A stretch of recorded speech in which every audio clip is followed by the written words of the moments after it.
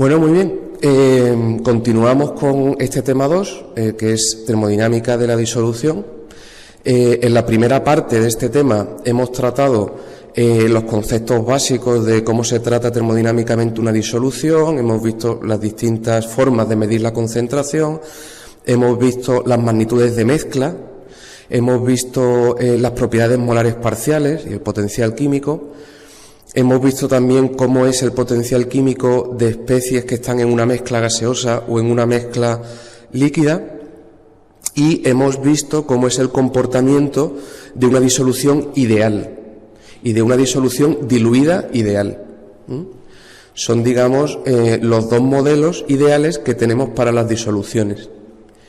Y, por último, hemos visto también en esa primera parte cómo es el equilibrio líquido-vapor, en diagramas de presión-composición.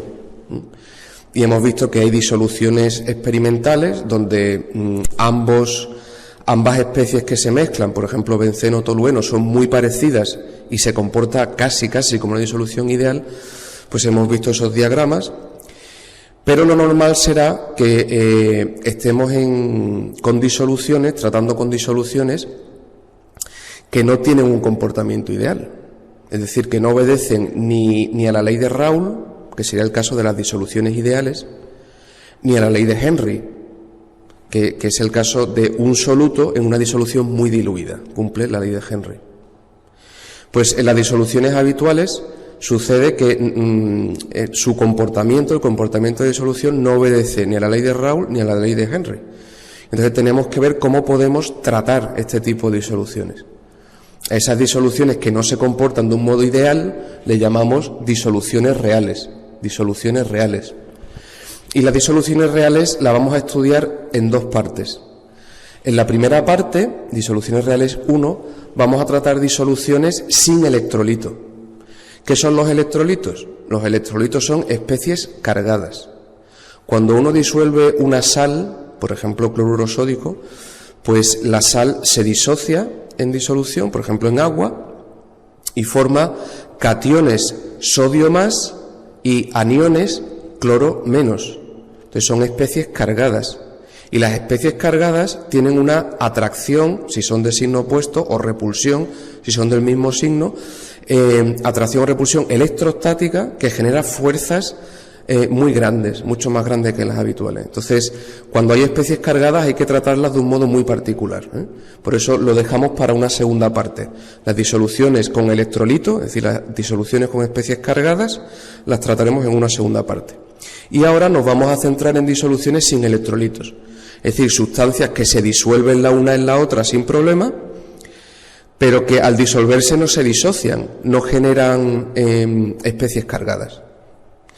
En el ejemplo que vamos a ver justo a continuación, mezclamos, por ejemplo, disulfuro de carbono y acetona. Pues se disuelve el uno en el otro sin disociarse, ¿no? O si mezclamos agua, etanol, pues lo mismo. Entonces, cuando mezclamos especies que se disuelven bien entre ellas, pero quedan en un estado de carga neutro, son moléculas neutras, especies neutras, pues son disoluciones sin electrolitos, sin especies cargadas. Y esas son las que vamos a tratar en primer lugar, porque tienen efectivamente desviaciones grandes respecto al comportamiento ideal, pero no tan grandes como las de electrolitos que trataremos después. Bueno, aquí tenemos los datos reales, medidos en laboratorio, de una mezcla de disulfuro de carbono y acetona. Una mezcla de disulfuro de carbono y acetona, para un montón de concentraciones distintas. Aquí viene expresado la composición en forma de fracción molar de disulfuro de carbono. Como solo son dos componentes, lo que falte de aquí hasta 1 será la fracción molar de la acetona. Por ejemplo, aquí la fracción molar de disulfuro de carbono es 0, pues entonces la de acetona es 1. Y va a ir creciendo la fracción molar de disulfuro de carbono progresivamente, aquí continúa, hasta que su fracción molar llega a ser 1. En ese momento ya es disulfuro de carbono puro. Y entonces la acetona, fracción molar 0. Bien, y para cada una de las composiciones tenemos la presión parcial del disulfuro de carbono y la presión parcial de la acetona. Y, por supuesto, la suma de las dos, que es la presión total a la que está la mezcla. O sea que tenemos todos los datos observados, medidos, experimentales, de presiones parciales de disulfuro de carbono, presiones parciales de acetona y presión total para las distintas composiciones. Uno podría preguntarse, bueno, ¿esto cumple bien o no el comportamiento ideal? Pues lo mejor para verlo es representarlo. Entonces, si uno lo representa, obtiene esto. Y se da cuenta que hay grandes desviaciones. Vamos a comparar inicialmente con una disolución ideal. En una disolución ideal, todos los componentes cumplen la ley de Raoult. Bien, entonces fijaos, ¿qué es lo que predeciría la ley de Raoult para el disulfuro de carbono? Pues que la presión parcial fuera desde cero, cuando no hay disulfuro de carbono, fracción molar cero, desde cero iría creciendo conforme va aumentando la concentración de disulfuro de carbono hasta que llega a disulfuro de carbono puro, fracción molar 1. Entonces, une la presión del disulfuro de carbono puro con el cero, y esta línea recta es el comportamiento ideal, el comportamiento que predice Raoult para el disulfuro de carbono, si la mezcla fuera ideal. Sin embargo, el comportamiento experimental, el que observamos, son estos puntos, estos círculos que veis aquí. Entonces veis que se ha desviado mucho del comportamiento ideal. Y si miramos la acetona, que sería esta línea de aquí, lo mismo, parte de una presión cero, cuando la fracción molar de acetona es cero, y aquí la fracción molar de acetona es cero, porque el disulfuro de carbono es 1, de una presión cero de acetona hasta la presión de acetona pura, en una línea recta. Ese sería el comportamiento ideal. Y los puntos experimentales, fijaos, que son estos circulitos, pues se han ido bastante del comportamiento ideal. Si ahora miramos la presión total, vemos que sucede lo mismo. La presión total es la suma de las presiones parciales. Lo que veríamos en un modelo ideal sería esta línea recta discontinua, que va desde la presión de acetona pura hasta la presión de disulfuro de carbono puro, creciendo de un modo lineal. Y sin embargo, la presión total observada son estos círculos de aquí, estos puntos de aquí. Fijaos cómo se ha desviado del comportamiento ideal que predeciría la ley de Raoult para una disolución ideal. Y esto es lo habitual, Este es el comportamiento habitual. La mayoría de las sustancias tienen grandes diferencias la una con la otra y, por tanto, se establecen interacciones distintas de cuando están ambas separadas y puras. Con lo cual, efectivamente, el comportamiento se aleja del comportamiento ideal. Y aquí lo veis, esto es lo normal. Muy bien, este es el mismo esquema, vuelve a ser la acetona y el disulfuro de carbono, y esta línea discontinua que se ve aquí sería el comportamiento ideal, y vemos cómo son las desviaciones. Esto vuelve a ser otra vez el mismo diagrama, pero como ampliado, para verlo con más detalle. Disulfuro de carbono, este es el comportamiento que se observa, y esta línea discontinua es la ideal. Y la acetona, este es el comportamiento que se observa, y la línea discontinua es el comportamiento ideal. Esta es la presión total que se observa, y esta línea discontinua es el comportamiento ideal. Entonces vemos que hay gran desviación del comportamiento ideal. O sea, no es una disolución ideal, es una disolución real. Entonces vamos a ver cómo podemos tratarlo. Vamos a estudiarlo con detalle. Aquí vuelve a ser disulfuro de carbono, acetona y la presión total. Aquí estaría la presión de disulfuro de carbono puro, a fracción molar 1, disulfuro de carbono, y esta sería la presión de la acetona pura, cuando la fracción molar de disulfuro de carbono es 0, o sea, la acetona es 1. Perfecto. Vamos a empezar estudiando el disulfuro de carbono. Entonces cogemos este gráfico y lo ponemos aquí, quitando todo lo demás, para ver el comportamiento del disulfuro de carbono. Entonces, fijaos, cuando la fracción molar de disulfuro de carbono tiende a 0, ¿a qué se parece? Pues si su fracción molar tiende a 0 es un soluto, porque su fracción es muy pequeñita. En ese caso, la acetona, su fracción molar sería prácticamente 1. Entonces, el disolvente sería la acetona y el disulfuro de carbono estaría actuando como soluto. Y conforme la fracción molar sea más próxima a cero, nos vamos aproximando cada vez más a condiciones de disolución diluida ideal. En el límite en que la concentración de soluto es 0 y la de disolvente es 1, en ese límite se cumple perfectamente el modelo de disolución diluida ideal. Y en esas condiciones el soluto, que en este caso sería el disulfuro de carbono, el soluto cumpliría la ley de Henry.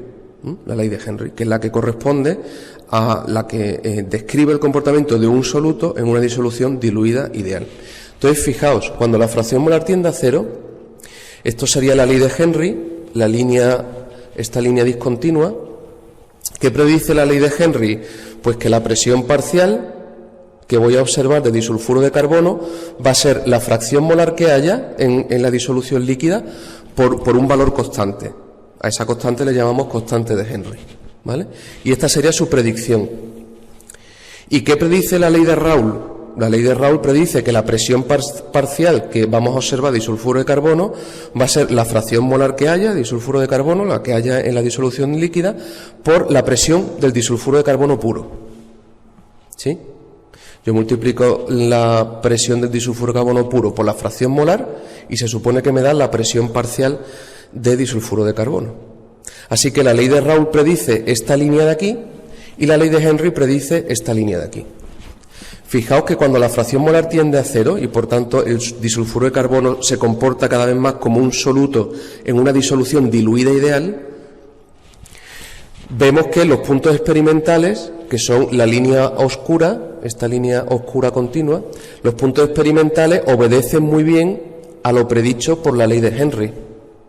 Claro, estamos en condiciones de un soluto muy diluido, que ahí es cuando se cumple la ley de Henry. Sin embargo, si nos vamos a fracciones molares próximas a 1, significa que el disulfuro de carbono está prácticamente puro. Conforme más tiende a 1 la fracción molar, es que está prácticamente solo, hay solo unas pequeñas trazas de soluto. En esas condiciones, el disolvente se comporta como un componente ideal, porque apenas le está afectando esas trazas, apenas nota esa variación de esas trazas de soluto que puede disolver. Así que cuando la fracción molar tiende a 1, el comportamiento del componente tiende al de un disolvente en una disolución diluida ideal y por tanto tiende a un comportamiento ideal. Y efectivamente cuando la fracción molar tiende a 1 vemos que la línea experimental se va aproximando a lo que predice Raoult, la ley de Raoult, que es el comportamiento ideal. Este es el comportamiento diluido ideal, el de Henry, que aplica a un soluto en una disolución muy diluida, y esto es la ley de Raoult, que aplica a disoluciones a disoluciones ideales y al disolvente en disoluciones diluidas ideales. Y efectivamente lo vemos. Así que para fracciones molares pequeñitas, como es un soluto en una disolución muy diluida, obedece a Henry, y a fracciones molares muy grandes obedece a Raoult, porque se aproxima ya al comportamiento ideal de un componente de una disolución ideal. Pero habitualmente nosotros no estaremos en esos extremos, ni concentraciones tan pequeñas para que obedezca a Henry, ni concentraciones tan altas para que obedezca a Raoult. Normalmente estaremos en concentraciones intermedias. Entonces, en concentraciones intermedias, ¿qué hacemos? Si yo estoy en este punto, desde luego no puedo emplear la ley de Henry, porque tendría un error enorme, ni puedo emplear la ley de Raoult, porque también tendría un error enorme. Luego, si estoy en un punto como este, y no puedo usar ni la ley de Henry ni la ley de Raoult, ¿cómo puedo tratar estas disoluciones? Que son la mayoría de las disoluciones reales, ¿no? Si no puedo usar ni Raoult ni Henry, ¿cómo puedo tratar estas disoluciones? Bueno, pues eso lo vamos a ver. Pero antes, hemos visto el disulfuro de carbono, vamos a ver la acetona. Si observamos la acetona es exactamente lo mismo, ¿eh? Esto es fracción molar de disulfuro de carbono, lo cual quiere decir que cuando la fracción molar de disulfuro de carbono tiende a 1, la de acetona tiende a 0. O sea que cuando me aproximo aquí, la fracción molar de acetona tiende a 0. Si la acetona, su fracción molar tiende a 0, quiere decir que es un soluto muy diluido, apenas hay acetona, su fracción molar tiende a 0. Y en esas condiciones, un soluto muy diluido, ¿a quién obedece? A Henry. Y efectivamente, esto es lo que predice la ley de Henry, y vemos que para estas fracciones molares próximas a cero para la acetona, pues se cumplen muy bien, los puntos experimentales se aproximan a la ley de Henry. Y cuando nos vamos a fracciones molares próximas a 1 para la acetona, o sea, próximas a 0 para el disulfuro de carbono, próximas a 1 para la acetona, pues efectivamente el comportamiento de la acetona se aproxima a lo que predice la ley de Raoult, que es lo que aplica una disolución ideal, a un disolvente en una disolución diluida ideal. ¿De acuerdo? Comportamiento ideal cuando la fracción molar tiende a 1, comportamiento diluido ideal, un soluto en una disolución diluida ideal, ley de Henry, cuando la fracción molar tiende a 0. ¿Ok? Esto es una observación que se cumple en las disoluciones binarias, es decir, la mezcla de dos componentes, sin electrolitos en disoluciones reales. Se observa siempre eso, cuando la fracción molar de un componente se aproxima a 1, su comportamiento experimental tiende al comportamiento ideal, tiende a Raoult. Pero cuando la fracción molar tiende a 0, entonces su comportamiento experimental se aproxima a un soluto en una disolución muy diluida y por tanto se aproxima al comportamiento de la ley de Henry. Pero claro, la ley de Henry y la ley de Raoult solo podemos usarla por tanto cuando la fracción molar está muy próxima a 1 o muy próxima a 0. Y la mayoría de los casos experimentales no van a cumplir esto, ¿no? Por tanto, tenemos que ver cómo podemos tratar una disolución real que está, por ejemplo, aquí y que ni obedece a Henry ni obedece a Raoult. La ley de Henry, que va desde una presión 0 hasta la constante de Henry, cuando la fracción molar es 1, y la ley de Raoult, que va desde presión 0 hasta la presión del componente puro. Esta sería la ley de Raoult cuando la fracción molar es 1. El comportamiento real siempre está intermedio entre la ley de Henry y la ley de Raoult. Cuando la fracción molar tiende a 0 se aproxima a Henry y cuando la fracción molar tiende a 1 se aproxima a Raoult. Bien, las desviaciones pueden ser positivas o negativas respecto al comportamiento ideal. Entonces vamos a ver qué es una desviación positiva y una desviación negativa respecto al comportamiento ideal, respecto a lo que predice la ley de Raoult para todos los componentes, ¿no? En este caso, por ejemplo, que es acetona cloroformo a 35 grados centígrados. Estupendo. Los puntos experimentales vienen descritos por estos circulitos. Esto sería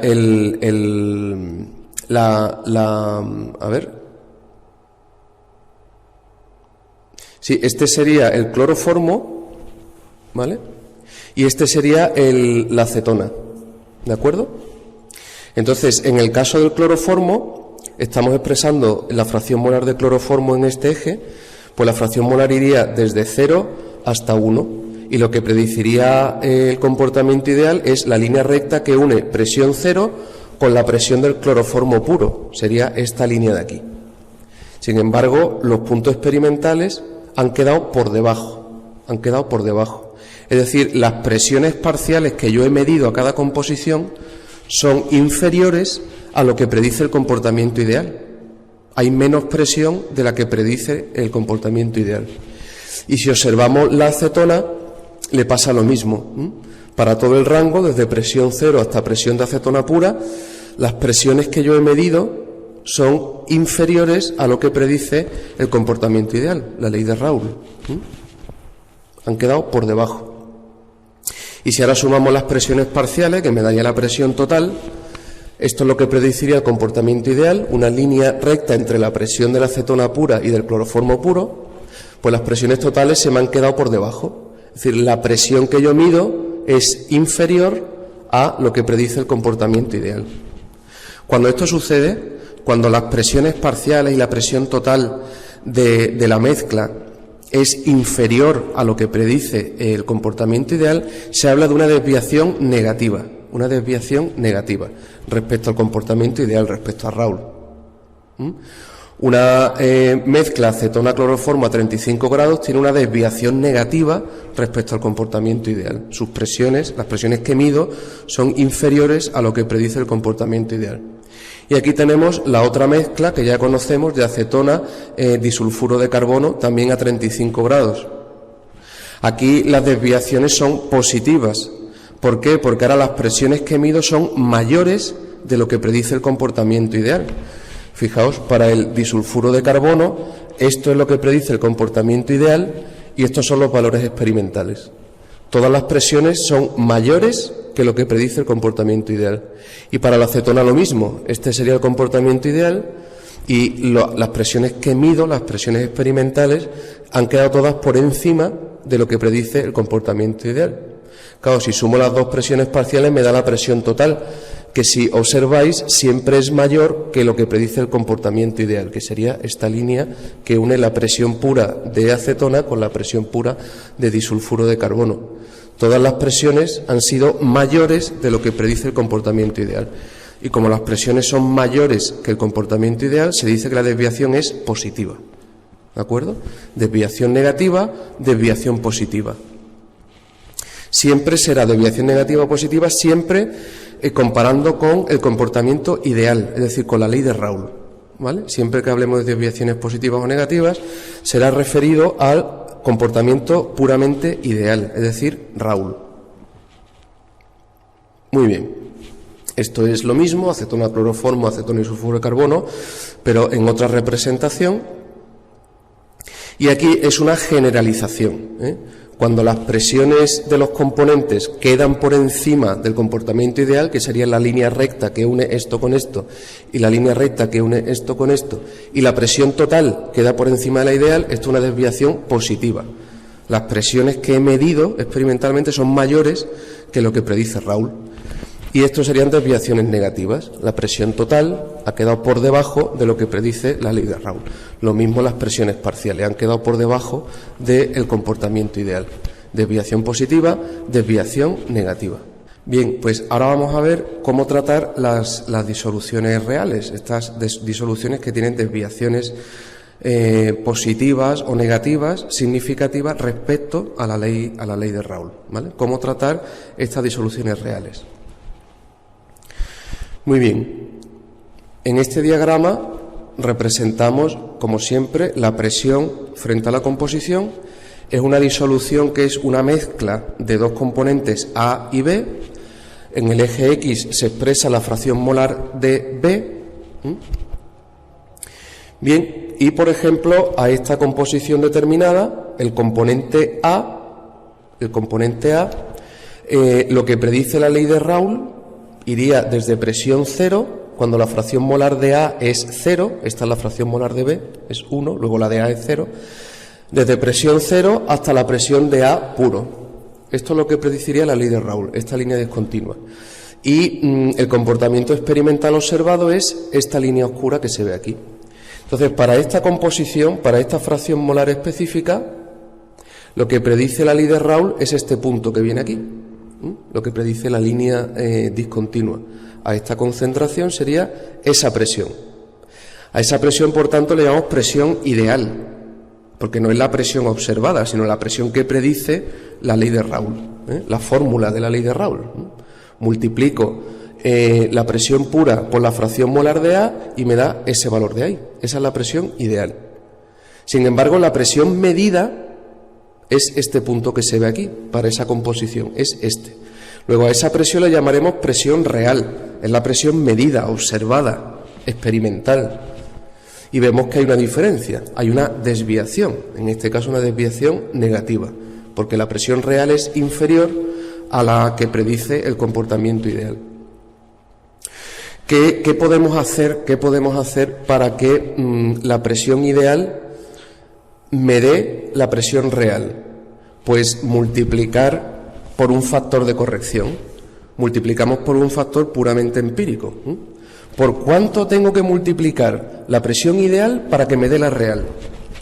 En este caso, como la presión real es un poco inferior a la ideal, pues tendría que multiplicar por 0,90 y tantos. ¿Cómo lo puedo determinar? Pues la presión ideal pasa aquí dividiendo, y si yo divido presión real partido presión ideal, me daría justamente el factor de conversión.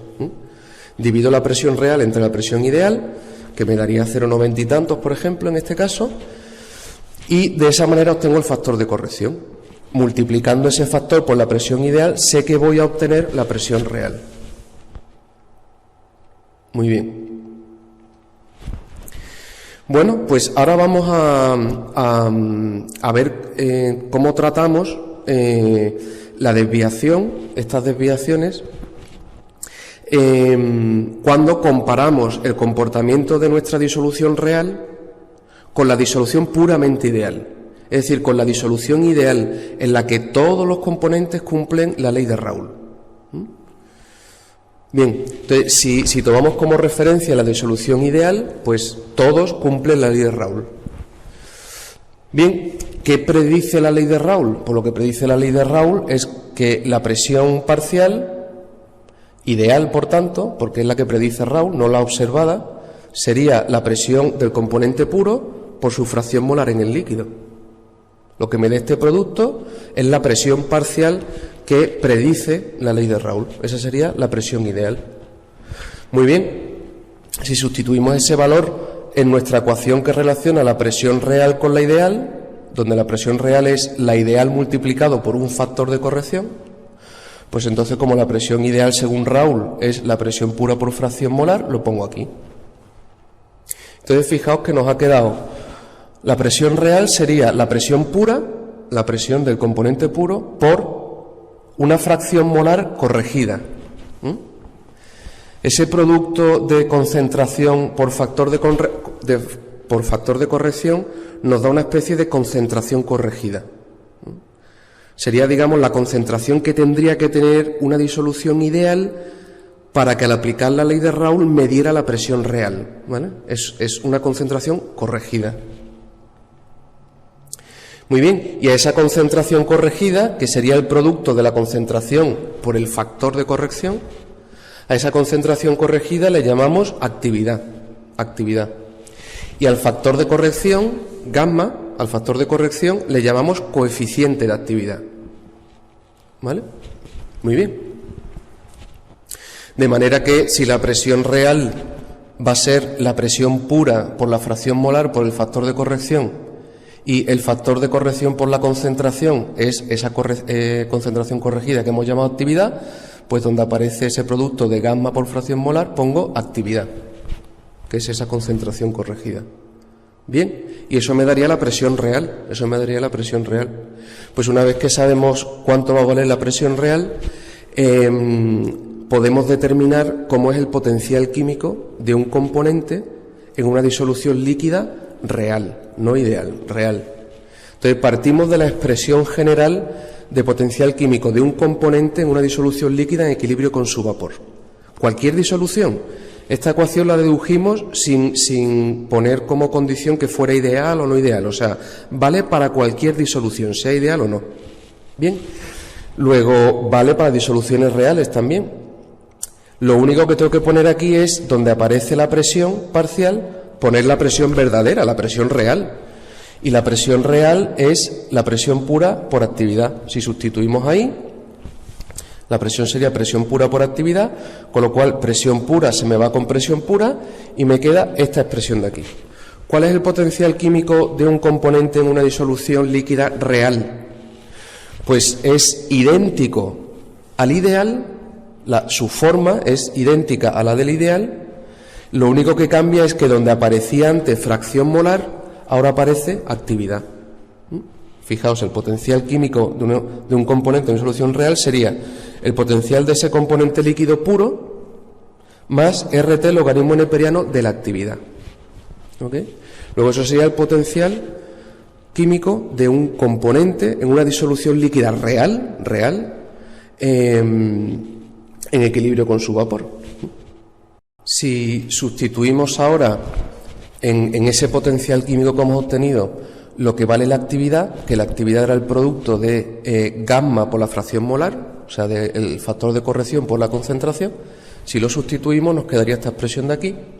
Y como esto es el logaritmo neperiano de un producto, el logaritmo de un producto es la suma de logaritmos. Lo separo en una suma de logaritmos y fijaos lo que nos ha quedado aquí. El potencial del líquido puro más RT logaritmo neperiano fracción molar. ¿Eso qué era? Pues eso era justamente el potencial químico de un componente en una disolución ideal. O sea, es el potencial químico ideal. Así que me queda que el potencial real es igual al potencial ideal, ¿vale? El real es igual al ideal más este factor. RT, logaritmo neperiano del factor de corrección. RT, logaritmo neperiano del coeficiente de actividad. Claro, si el coeficiente de actividad vale 1, si gamma es igual a 1, el logaritmo neperiano de 1 es 0, esto se va y me queda que el potencial de mi componente es igual al ideal. Es decir, que la disolución está teniendo un comportamiento ideal. De manera que este es el factor, RT, logaritmo neperiano de gamma, es el factor que diferencia el potencial real del ideal. ¿Por qué son distintos? Por este factor de aquí. Cuando gamma vale 1, el comportamiento es ideal. En cualquier otro caso hay desviaciones, positivas o negativas. ¿De acuerdo? Así que gamma es una medida de la idealidad de la disolución. Mientras más cerca esté de 1 el valor de gamma, más cerca está el comportamiento del comportamiento ideal. ¿De acuerdo? Muy bien. Así que gamma es una medida de la idealidad de la disolución. Cuando vale 1, la disolución tiene un comportamiento ideal. Y entonces la presión que observo es igual a la presión ideal, a la presión que predice Raoul. Muy bien. Entonces, además, si tenemos en cuenta que la presión real es la ideal multiplicado por gamma, multiplicado por el coeficiente de actividad, pues entonces, ¿qué pasaría? Que si gamma es mayor que 1, al multiplicar la presión ideal por un número mayor que 1, me queda un número mayor. Luego la presión real sería mayor que la ideal. Así que si gamma es mayor que 1, la presión que observo es mayor que la presión ideal. Si la presión es mayor, quiere decir desviación positiva. Si obtengo un gamma mayor que 1, significa que las presiones reales están por encima de las ideales y por tanto que tengo una desviación positiva. Y fijaos que se puede dar una interpretación molecular a esto, ¿no? Porque si la presión que observo es mayor que la ideal, quiere decir que el sistema, la mezcla, se ha evaporado de un modo más fácil de lo previsto. Y si se ha evaporado de un modo más fácil de lo previsto, es que no está muy a gusto o no están cómodas, digamos, las moléculas en el seno de esa disolución. Entonces, al estar incómodas, se evaporan más fácilmente, salen más fácilmente de la fase líquida para pasar a la fase vapor. Quiere decir que hay menos afinidad entre los componentes. Si fueran idénticos, sería una disolución ideal, ¿vale? Gamma sería 1. Pero al tener una desviación positiva, implica que esos componentes de alguna manera como que se repelen un poco entre sí. Y por eso se evapora más fácil y por eso la presión que obtengo, la presión de vapor, es mayor. Hay poca afinidad entre los componentes. En cambio, si gamma es menor que 1, 0, algo, pues al multiplicar un número, que es la presión ideal, por 0, algo, me va a quedar un número más pequeño. Y por tanto la presión real va a ser menor que la ideal. Si la presión que observo es menor que la ideal, es una desviación negativa. Así que un gamma menor que 1 indica una desviación negativa. Y si la desviación es negativa y las presiones que observo son menores que la esperada, significa que esos componentes están más a gusto en disolución de lo esperado. Y por eso les cuesta más salir de la fase líquida a la fase vapor. ¿Qué quiere decir? Que hay una interacción favorable entre los componentes. Que esos componentes que he mezclado se atraen de algún modo entre sí y dificultan que pasen a la fase vapor. Por tanto, una desviación negativa, es decir, un gamma menor que 1, implica que hay una mayor afinidad entre los componentes.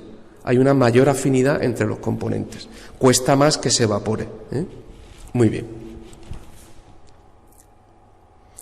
Así que ya vemos, para un componente, cuando la fracción molar tiende a 1, sabemos que se aproxima a la ley de Raoul, se aproxima a la idealidad. Y por tanto, gamma, ¿a qué se aproximará? Se aproximará al valor de 1. Cuando la fracción molar de cualquier componente de una mezcla tiende a 1, tiende al comportamiento ideal y por tanto gamma tiende a 1. Cuando la fracción molar tiende a 1, y si estoy comparando una solución ideal, cuando la fracción molar tiende a 1, el factor de corrección, el coeficiente de actividad, también tiende a 1. Y conforme la fracción molar es menor, pues entonces hay desviaciones. Si es mayor que 1 es una desviación positiva, si es menor que 1 es una desviación negativa. ¿De acuerdo? Bien, esta relación es interesante, esa ecuación que tenéis ahí arriba, y conviene que la tengáis en la cabeza guardada, porque la vais a usar mucho, ¿eh? En los ejercicios y bien, es una relación especialmente útil. Hemos dicho que la actividad es el producto del factor de corrección por la fracción molar. Luego, si la fracción molar pasa dividiendo, me queda que el coeficiente de actividad es la actividad partido de la fracción molar. Cuando el comportamiento es ideal, sé que gamma vale 1, que implica que la actividad es igual que la concentración. Concentración y actividad son iguales, ¿vale? Al mismo tiempo, habíamos definido ese factor de corrección como el producto de la presión ideal por ese factor, para que me diera la presión real. Así que si la presión ideal me la paso dividiendo, resulta que gamma es también el cociente entre la presión que observo, la presión experimental, y la presión ideal, la presión que predice, en este caso, la ley de Raoult, ¿vale? Bien, así que gamma nos da a la vez la relación que hay entre la actividad y la concentración y la relación que hay entre la presión real y la presión ideal. Muy bien. Bueno, ahora, ¿qué ocurre si la concentración de mi disolución real, la concentración de mi especie es pequeña? Digamos, se está aproximando a cero, pero no es tan pequeña como para que obedezca ya la ley de Henry. Bueno, cuando la concentración de un componente es pequeña, es un soluto diluido, pues es más razonable compararlo con la ley de Henry que con la ley de Raoult, ¿vale? Es decir, cuando la concentración de un soluto es pequeña, pues más que comparar con una disolución ideal, conviene compararla con una disolución diluida ideal. Diluida ideal. Entonces, ¿qué ocurre si tomamos como referencia una disolución diluida ideal? Es decir, cuando la fracción molar del soluto es pequeña. Bueno, pues el disolvente ya sabemos que su fracción molar tiende a 1, porque estamos hablando de concentración pequeña, y por tanto su comportamiento tiende al comportamiento de la ley de Raoult para el disolvente. Con lo cual, la presión ideal con la que yo compararía el disolvente sería la presión de Raoult, porque el disolvente tiene una fracción molar prácticamente 1 y su comportamiento es ideal. Así que la presión ideal para el disolvente en una disolución diluida sería la que predice Raoult, que es la presión pura por la fracción molar. Con lo cual, haciendo lo mismo que hemos hecho antes, cuando comparábamos con la disolución ideal, pues para poder reproducir la presión real tendría que multiplicar la ideal por un factor de corrección, ¿vale? Este es sería el disolvente, ¿vale? Si tomamos A como disolvente, pues ¿por cuánto tendría que multiplicar la presión? ¿Por cuánto tendría que multiplicar la presión ideal para que me dé la observada experimentalmente, la real? Pues eso sería gamma, ya lo sabemos, ¿no?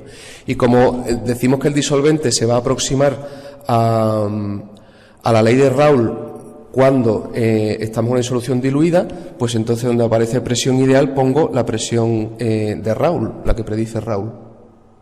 Y el producto del coeficiente de actividad por la concentración es la actividad.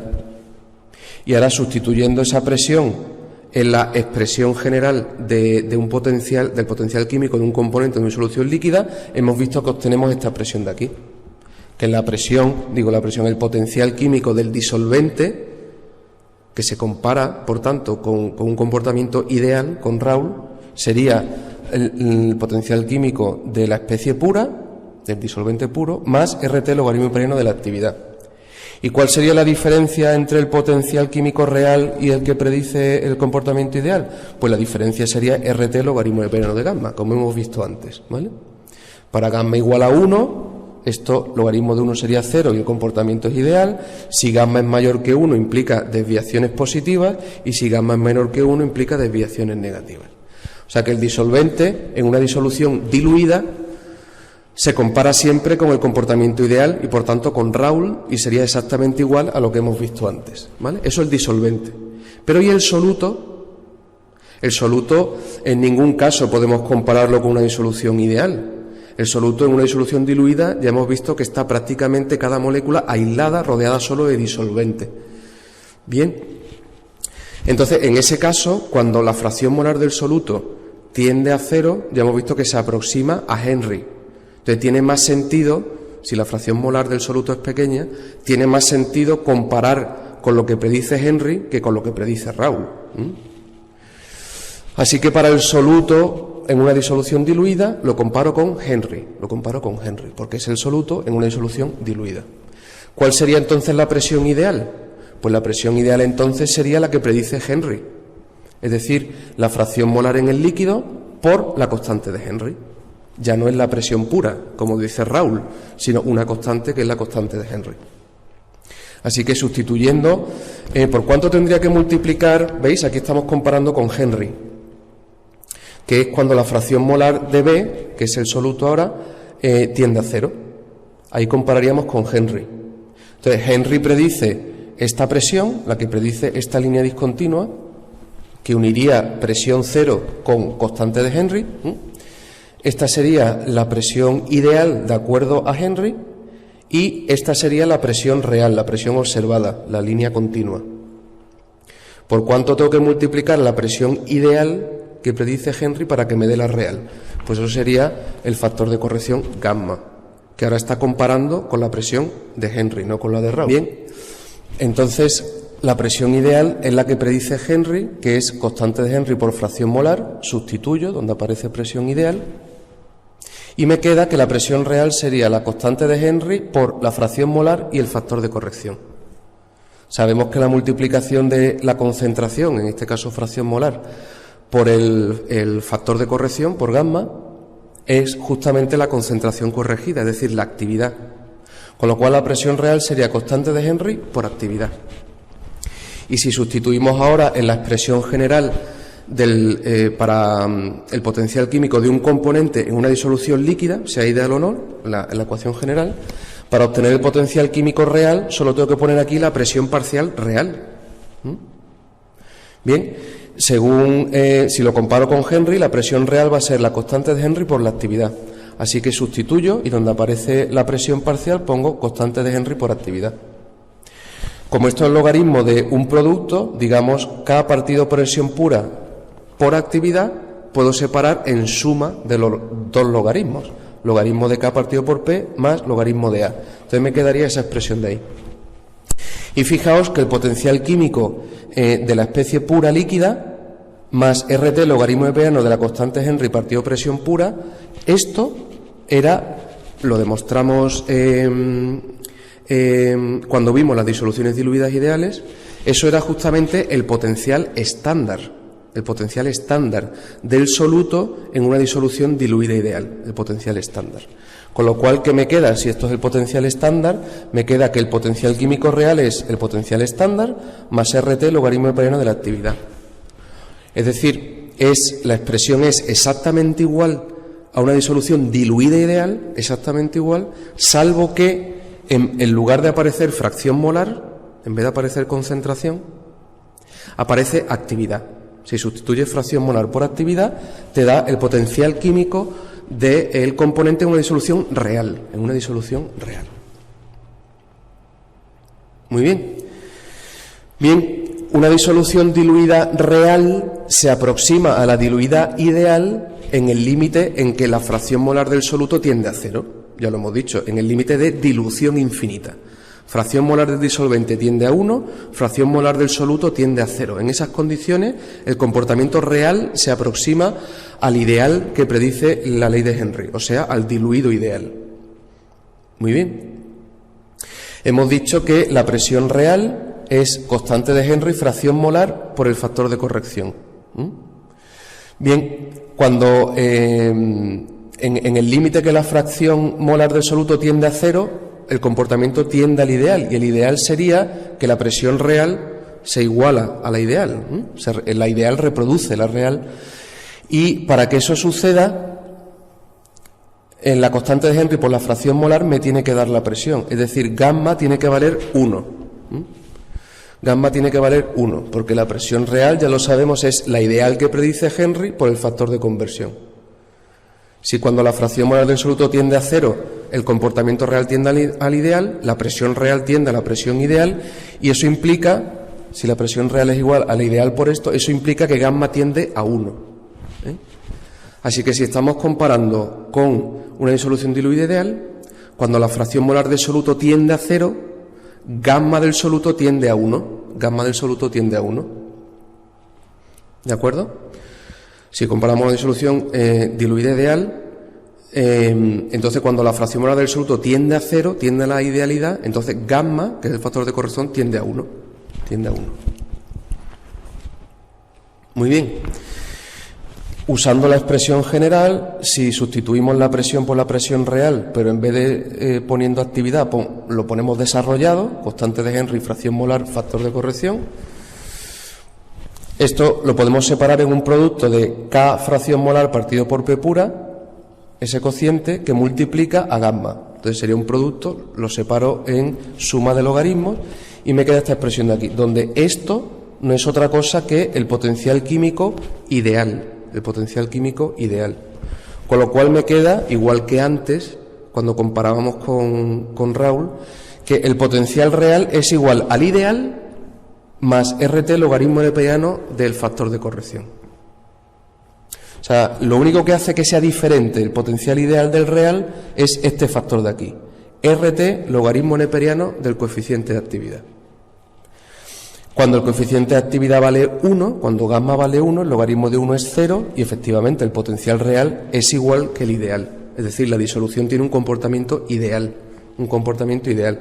Es decir, el soluto en esa disolución diluida se está comportando como un soluto en una disolución diluida ideal. ¿De acuerdo? De nuevo, gamma sigue siendo la medida de la idealidad del comportamiento de ese soluto en disolución diluida. Si gamma vale 1, ya lo sabemos, el comportamiento real es igual que el ideal. Es decir, el soluto se está comportando como un soluto en condiciones de dilución infinita, en una disolución diluida ideal. ¿Ok? Y como la presión real es la ideal por gamma, que significa que si gamma vale más que 1, quiere decir que la presión que mido es mayor que la que predice Henry, que la que predice el comportamiento diluido ideal. Entonces sería una desviación positiva respecto a Henry. ¿Ok? Y si gamma es menor que 1, pues significa que la presión real va a ser menor que la que predice Henry. Entonces sería una desviación negativa respecto a Henry. Recuerdo eso, que la comparación con Henry, y por tanto con una diluida ideal, aplica exclusivamente a solutos en disoluciones diluidas. ¿Vale? En disoluciones diluidas. En caso contrario, pues comparamos todos los componentes con una disolución ideal, con Raoul, como hicimos antes. La comparación se hace con Henry solo para solutos, o conviene hacerla con Henry, cuando es solo solutos en disolución diluida. Pero de nuevo, gamma sigue siendo una medida de la idealidad, también de la idealidad en una disolución diluida. Muy bien, pues esto es una especie de resumen, un resumen de lo visto hasta este momento de disoluciones reales. Ahí pongo la ecuación que os he dicho que es importante, donde se ve que ese factor de corrección empírico que hemos llamado coeficiente de actividad nos da la relación entre la actividad y la fracción molar y también la relación de presión real respecto a presión ideal. ¿Vale? Muy bien. Entonces, las disoluciones reales que no tienen electrolitos, cuando tengan especies cargadas, ya veremos cómo las trataremos. Cuando no hay especies cargadas, podemos tomar como comportamiento ideal de referencia dos modelos. El ideal, entonces comparo todos los componentes con la ley de Raoul, eso sería comparar con el modelo ideal, o lo podemos comparar con el diluido ideal, en cuyo caso el disolvente lo comparo con Raoul y el soluto lo comparo con Henry. Muy bien. Entonces, para que la presión parcial ideal de cada componente, ya sea lo que prediga Raoul o Henry, según se trate de un caso u otro, para que la presión ideal se ajuste a la presión real observada, lo que hacemos es multiplicar esa presión ideal por un factor de corrección empírico, que le hemos llamado coeficiente de actividad, gamma. Así que la presión real siempre será la ideal multiplicada por ese factor de corrección. ¿Vale? Y por tanto el coeficiente de actividad es siempre el cociente entre la presión observada y la presión que tomamos como referencia, ya sea la que predice Raoul o la que predice Henry. Muy bien, el cociente entre la presión real y la presión ideal me da el factor de corrección, el coeficiente de actividad. Muy bien. Y de esa manera gamma es una medida de la idealidad de la disolución. Si gamma es mayor que 1, implica desviación positiva. Si gamma es menor que 1, implica desviación negativa. Si gamma es igual a 1, implica comportamiento ideal. Comportamiento ideal. Bien. Entonces, con esta definición de gamma, del coeficiente de actividad, en las disoluciones reales se siguen cumpliendo las expresiones para el potencial químico que hayamos deducido, y lo único que hay que hacer es sustituir la fracción molar por actividad. Si en la expresión del potencial químico ideal tú sustituyes donde aparece fracción molar por actividad, entonces ya el potencial químico que te da es el potencial químico real, no el ideal.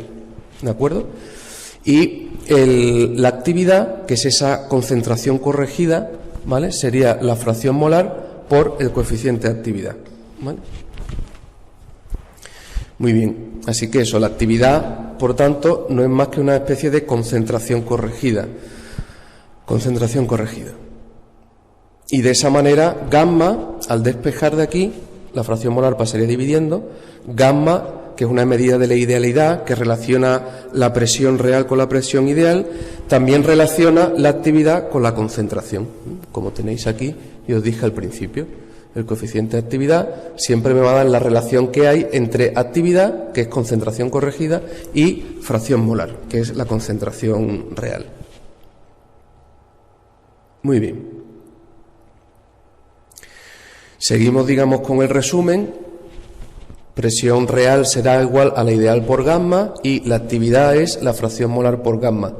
Ambos nos da esta combinación de igualdad desde ahí. Esa ecuación que ya os he enseñado y que es importante que recordéis. ¿Cómo son los potenciales químicos? ¿Cómo son los potenciales químicos?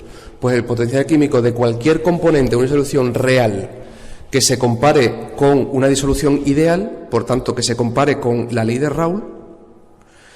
Si yo comparo un componente con la ley de Raoult, ya sea porque considero que todos los voy a comparar con Raoult o porque es una disolución diluida y estoy tratando el disolvente, que lo comparo con Raoult, para cualquier componente que lo comparo con la ley de Raoult, el potencial químico de ese componente, el potencial real, sería el potencial químico de la especie pura más RT logaritmo neperiano de la actividad. ¿Vale? El potencial químico de cualquier componente de disolución real, si lo comparo con Henry, es decir, si es un soluto en una disolución diluida y he decidido que en vez de compararlo con Raoult lo comparo con Henry porque es un soluto en disolución diluida, pues entonces el potencial químico de ese componente comparado con Henry sería el potencial estándar típico de Henry, el potencial estándar más RT logaritmo neperiano de la actividad. ¿Vale? Y en cualquier caso, la diferencia entre el potencial químico real y el potencial químico ideal es este factor que aparece aquí, RT logaritmo neperiano de gamma, RT logaritmo neperiano de la actividad, del coeficiente de actividad. De manera que, conociendo el coeficiente de actividad, le hago el logaritmo neperiano y lo multiplico por RT y me da la diferencia que hay entre el potencial químico real y el potencial químico ideal. Eso en cualquier caso. Muy bien. Y ya está, así que, por tanto, ¿no?, a la vista de todo esto, si el coeficiente de actividad es 1, entonces el potencial químico de la disolución real coincide con el ideal, por tanto la disolución real está teniendo un comportamiento ideal. Al mismo tiempo, si es 1, quiere decir que la presión real que yo voy a observar es justo la prevista por la ideal, y al mismo tiempo sabré que la actividad es exactamente igual que la concentración, que la fracción molar, en este caso habitualmente lo expresamos en fracciones molares. Así que con gamma igual a 1, el comportamiento de la disolución real es exactamente igual al del comportamiento ideal.